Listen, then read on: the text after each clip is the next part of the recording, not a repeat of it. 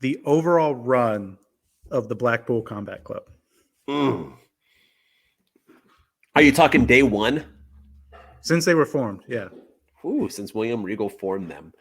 That's tough because here's the thing. As you will see on my TikToks, because I shot them earlier, I was wearing a Blackpool Combat Club shirt today, and then I realized it was March 16th, so then I decided to get this shirt on and a beer of Stone Cold. So I am a Blackpool Combat Club fan. Oh, this is hard because factions are hard in AEW because they create so many factions and they kind of let them go, and then the leader left, and I'm going to go B-. B- because I do like the Blackpool Combat Club. They had a champion for a really long time. My thing is why I give them a B- instead of maybe a B+ or an A is the fact that because they have a lot of champions. I think all of them have been a champion except for Brian Danielson. He hasn't been a champion yet. And two of them are still currently ROH champions. The only reason why is because they split up too much. Like when Mox was a champion, he stopped rolling with them. And then when Brian Daniel down since day one-ish, I miss that. I miss that song so bad. I love it. But I'll give them a B- just because they just haven't been together the entire time. Then they lost their main leader and so on. Right now, though, they're killing it. And I kind of like them now more than I liked them before. Because now they feel kind of like three renegades who are causing chaos and don't care about anything. And they like to cut themselves. So it's not in that way. I mean, their foreheads, not cut themselves. But so I dig what they're doing now. But I'm going to go B- overall. I was even leaning towards a C+ just because they break up too much. But man, what say you? I'm gonna give them a C. I don't think. Okay, so less than me. Yeah. When they first came, I was excited about it. I love the William Regal aspect of it. I liked that Bryan Danielson and Jon Moxley had a match to really try to see who could top the other one and bleed the most, I guess. And then William Regal brought them together. So I like just the two of them. And then the William Regal aspect. But, William Regal's gone. Jon Moxley stops hanging out with them for a little bit. Claudio, we don't see for a while. Wheeler Yuta, we don't see for a while. And then we see them on Rampage and they're teaming up. And we don't see Bryan Danielson for a while. We don't know if Bryan Danielson's whole thing with MJF was to get back at MJF for what MJF did to William Regal, but he's also not rolling with the Blackpool Combat Club anymore. That didn't make much sense. And then why didn't the BCC have his back? Considering, I mean, I understand why Jon Moxley didn't want to have his back because William Regal betrayed him at what was it, Full Gear last year. But I don't know. I don't like that. I also feel like with the Blackpool Combat Club, they have Wheeler Yuta as he's the Ring of Honor Pure Champion, but he takes a lot of L's. He takes a lot of pinfall losses because you got to protect Moxley, you got to protect Claudio, you got to protect Danielson whenever they're working together. And so I feel like, again, you can't really have a champion taking a bunch of pinfall losses, but they do. They have Wheeler Yuta being that guy. But I like them now that they're heels. And I think the three with Claudio and Wheeler and Jon Moxley, I think they could be a good trio. So I'm excited to see where they go. But as far as their overall run, I'm going to give them a C. All right. Fair enough. All right. You ready for mine? Yes, sir. Let me see which one I want to start with. All right. Because we got to go somewhat move in. All right. Let's do this. How would you grade the trios division since the Elite returned? So they started off with that best of 7 and now where we are today. Yeah. B+. Because honestly, I think the big concern that everybody had when they formed these trios championships was everybody scoffed and it felt like, they only created this title so that the Elite and the Young Bucks could have a championship. And then I think a lot of people felt that there's not enough trios to compete. But they had I thought the best of 7 series is as drawn out as it was and as long as it was. I thought matches 4, 5, 6, and 7 were great. They had different aspects to the match. They added in some stipulations. They made some matches more extreme. So I thought those were good. And then, House of Black winning from the Elite immediately in the Elite's first pay-per-view title defense. House of Black gets the victory. which was the right call. And I think House of Black, I think they're an amazing trio, and I think they can hold the belts for quite a while. And then, as we saw on Dynamite this week, the Elite and Jericho Appreciation Society against the House of Black. I thought that was a great match. I thought it was well done. Now you're going to have potentially the Elite against the Blackpool Combat Club feuding for a shot at House of Black potentially. I think it makes people. It adds a little bit of prestige to those championships. It makes people want to fight for them. And yeah, so I'm going to say a B plus. I think it's been better than I thought it was going to be when they first created these championships. Yeah, I'm gonna go a notch up again on you. I'm gonna go A minus. I thought it's been pretty damn good. I agree. I thought the best of 7 series in the first 4 matches. I was like, ugh. And then they started making them more themed, and it ended well. I was there when it ended, and it was pretty magical. I like what they're doing now since they've had it with the House of Black having the titles, and it does feel important. I was the same as you when they made the trios title. I laughed at it because I was like, how are you gonna find 3 people per group, this and that? But AEW has a big enough roster. They can keep going with it. They got Top Flight. They got, JAS. They've had, Orange now Cassidy they got Orange Cassidy and the Best Friends. They have the Dark Order. They have the Elite. They have, BCC. They have everybody going now. I'm digging it. And you could even, if you wanted to, you could add the Acclaimed. I was hoping they were going to go there. Why not give them another championship? So yeah, I'm all for it. I'm digging it. I think it's been fire. So agreed. Nice. Yeah, it has been. It's been a breath of fresh air, and it's definitely surpassed expectations for sure. All right, let's give. I want a letter grade for our boy Orange Cassidy and his All Atlantic Championship run. That's good. This is why I'm glad I did 4 instead of 3, because that was one of mine. So we did have the same one. We talked about that.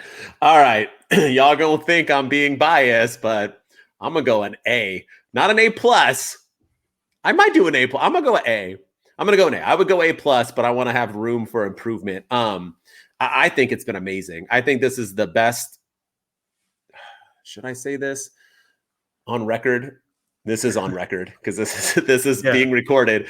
I'm going to say this is the best AEW title run ever, period. Out of championships, tag teams, TNT title reign, everybody. I think this is the best run of it. And I think Jade Cargill's is pretty good, but she doesn't face good enough competition. Orange Cassidy kind of faces everybody. I like it. He wrestles every week. It's kind of like the TV championship. That's how I kind of see this belt, as the actual, back in the days, they had a TV title. And it was defended every week on TV. That was the point of it. They had it in ECW. I'm pretty sure they had it in WCW. But yeah, man, Orange Cassidy is doing his darn thing. The Omega belt collector.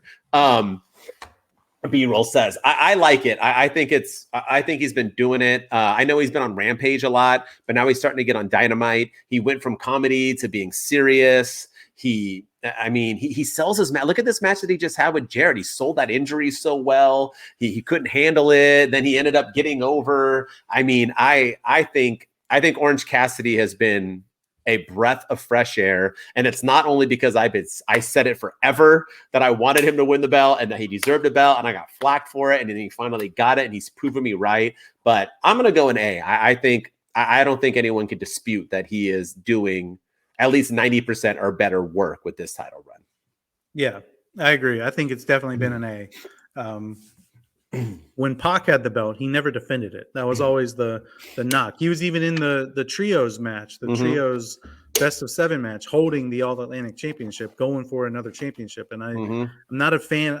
I don't mind when people hold multiple titles, but I don't like it when they focus on only one of those titles. And so felt like Pac never really defended it. I thought Pac was an okay champion, but Orange Cassidy has breathed some light into that championship. He's made it worth fighting for. He's made it. Every match he watches, I'm glued to the screen. I'm watching it. I'm seeing what happens. I thought this week there was going to be Jarrett shenanigans, and he tried to. And Aubrey Edwards was adamant about not letting Jeff Jarrett cheat to win that match. So yeah, I thought all of it. I thought all of it's been great. I think it's been good stuff from Orange Cassidy. I think I agree with you. I'm going to give it an A. All right, here we go. What is B-roll? What I didn't see. He said Pac that defended it only on dark and overseas. Yeah, it wasn't even. I don't even. Yeah, poor Pac. And whatever happened to him. Anyway, all right, let's go. How do you grade the current Moxley and Hangman Page feud? It hasn't ended yet. So yeah, I know. How are you grading it currently? Is there an L grade for long? F for forever? No, I'm gonna give it a B. I'm gonna give it a B. I think it's proof that Moxley can do his thing without. He doesn't need the championship to do his thing, and I think it's given Hangman Page something to do without competing for the championship. I think these guys they've been bringing it. They're telling a story. They're telling every match they have. It's a long-term story that they're telling, from the concussion angle to just not liking each other to previous history. I think it's been a solid B, and the fact that it's still going even after the death match they had at Revolution, I think it's. I gotta give Moxley some credit too. I think he should get some credit because he's supposed to be on vacation. He's supposed to have been on vacation for, since the All Out stuff in September. Right after that, he was supposed to be on a vacation for 2, 3, maybe 4 weeks or something. He was supposed to go on a fishing trip with Renee, and that kept getting canceled. And then he was the champion, and then he lost to MJF. And then I'm thinking, okay, now that MJF's the champion, Moxley's going to go away. Nope, they brought in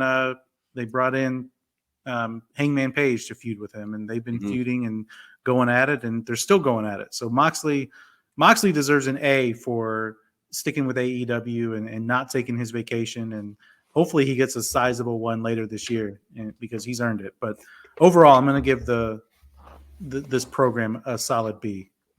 All right, back-to-back agreed. I think it's a B as well. I mean, I hated the last match they had because I'm not all for the blood and guts and whatever. But the feud has been good. I like that they're, we're even, and now Hangman took the lead, and now they're still feuding. It's telling a story. I can't hate on it because I complain that AEW doesn't do stories. So I also like the subtle nuances that they did with like Hangman Page talking to Renee Paquette with the interviews, and he was just he didn't want to talk to her. He was, you again. I know you're biased in this, and you're married to this man. Like I like that they brought that in and they tied that into it as well. I thought that was and he apologized to her. He was like very sincere. It's nice. It's nice. It's like they earn each other's respect, but they still want to kick each other's butts. So I'm all for it. And now who knows where it's going to go because they met in the middle of the ring. So we'll keep going. All right, last ones. Let's do this. All right, let's do. Okay. Chris Jericho's entire AEW run. God, that's hard. He's the first ever champion. It's funny. My question is similar. My last question. Okay. Yeah, man. And I know I always say that Omega was the only one with a good title run, but I did like Jericho being the first champion. I think he helped put AEW on the map. I loved him and MJF's feud, and I love seeing him sing with MJF. I still have not forgotten that moment of my life when they sang. Oh yeah, the Jericho Appreciation Society, his crew before that. Gosh, what were they called? Inner Circle. The Inner Circle was good. I mean, he's still doing his darn thing. He has pushed people, but he's also like won when he wasn't supposed to. You know what? I'm still gonna do A+. I'm still gonna do it. I think it's been perfect. I think it's hard to hate it. So my friend Patrick, he thinks Jericho's the GOAT. He's thought this before AEW started. He's always been a Jericho-aholic. Always thought, Y2J was the greatest ever, and I laughed at him and said Jericho was barely top 20, if that. I nowadays would rank Jericho higher than John Cena easily. I think Jericho needs to be in the top 10, at least mentioned, for how much he's done. And he's the only wrestler to constantly change his character over and over. And they called him out this week, and he got that pop, and they called him the Ocho. And I was like, geez, how long was he the Wizard for? Like, he has had how many characters in AEW alone, and it works. And he's different every single character. It's not like he's the same person. I got to do A+, man. And he just put over Ricky Stark, so he's still putting people over. And the Inner Circle was created to push people. The Jericho Appreciation Society is to push these people. I'm going to say A+. Sorry, I can get hate, but I agree. Let's go. Oh, all right. Yeah, I wholeheartedly agree. I think it's an A+. I think a lot of people, they forget what Jericho did in the WWE. You know, he was the guy that put everybody over in the WWE, and you know, he put over Fandango at WrestleMania, for instance, and you know, so this guy, he knows how to put people over. But I think he just got tired of always being that guy to put everybody over and lose. I think you can put people over and still win. Yep. And he's proven that in AEW, and I think the opening segment of Dynamite is proof of that. You know, Sammy Guevara has gotten so much better and so much more comfortable on the mic and in the ring. And I think a lot of that has to do with the fact that he's been riding with Jericho in both the Inner Circle and in the JAS. And Jericho's put over Action Andretti of all people, and he's had incredible. He put over Ricky Starks twice. You know, normally Jericho gets one of those wins, but he put over Ricky Starks twice. He was the first ever AEW champion. He was, a lot of people thought when he won the Ring of Honor championship is because they had a TV deal imminent and they wanted him to be the champion on Ring of Honor TV. The man is goated. He always finds a way to keep, not only does he change his character, but he stays relevant too. And the fact that he can do that at 50 something years old and stay relevant and still put on quality matches. I think that his match quality has gone down since the days of the WWE, but I still think he puts on more quality matches. And I think you know, he bleeds more. He can do extreme matches still. He can still go. So I'm going to give his AEW run as a whole a solid A+. All right. And yeah, deservingly. All right. Yes. You 100%. ready? Yes. You ready? Let's do it. Last one. All right. Here we go. How do you grade as a whole, since the beginning to now, the JAS? Oh, that was on my list too, and I didn't ask. Okay. It's a little bit different than just Jericho. Yeah. B-. I think it's a B-. I think they've been an okay faction. I thought the Inner Circle was better. The JAS just, they don't do it for me. There's two guys in there that I don't even know their names. They're, you know, like, but I also feel like AEW does that on purpose. They focus so much on Jericho, Jake Hager, Daniel Garcia, and Sammy Guevara. It's the other two guys, the guy with the comb who's always combing his hair, and then the other guy that came from 2.0. It was Slappy Nuts, or what's his name? I don't know what's his. Yeah, he's like in their sports in it. So I think it's a B-. I think they're a good group. They're not I don't think they're a great group. I think they've all gotten the Jericho rub, and I think that's helped them significantly. I think they can all put on matches. I was kind of questioning why Jericho had Daniel Garcia and Sammy Guevara in that trios match and not Jake Hager, when Jake Hager's about the size of Brody King. Yeah. So I feel like that was a big miss from Jericho, but I don't know. I think all in all, their entire run, I think it's a B-. I think I think the Inner Circle was better. I think that I do like that they brought in the sports entertainment stuff, and they're talking about, you know, all the, you know, AEW is supposed to be a wrestling company, and here we are talking about sports entertainment. So I feel like that's all kind of a knock at the WWE, but I still think the way that they've done it, they haven't really mentioned the WWE that much. They haven't really taken a lot of shots. So I like how they've done it, but yeah, I think it's a B-. I think it's a B-. All right. I'm going to go like a C. We'll go a little bit lower. I like the Jericho Appreciation Society. I still want a shirt. I like their logo. I think it's fire. I like that they were, well, obviously. And I like that they all come out to individual songs too when it's their turn, but still the logo is popping up on the screen. The JAS is fire. Yeah, it's always there. I mean, the thing is that there's too many people. There's two girls now that don't even wrestle anymore. I forgot about the girls too. I don't even know where they went.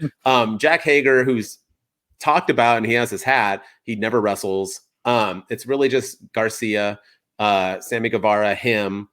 It just feels like the two guys who were the slap nuts who were like trying to get at the Acclaimed. I always forget their names. They just don't feel important enough They are getting rubs, and if they weren't in the JAS, I probably had no idea who they were.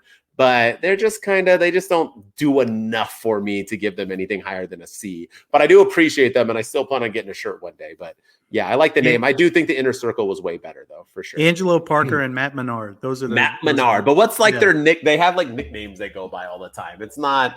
Yeah. It's the mouth of I don't know. They have forget what their names are, but yeah, because Jericho and Guevara are the Lassex gods. Yeah.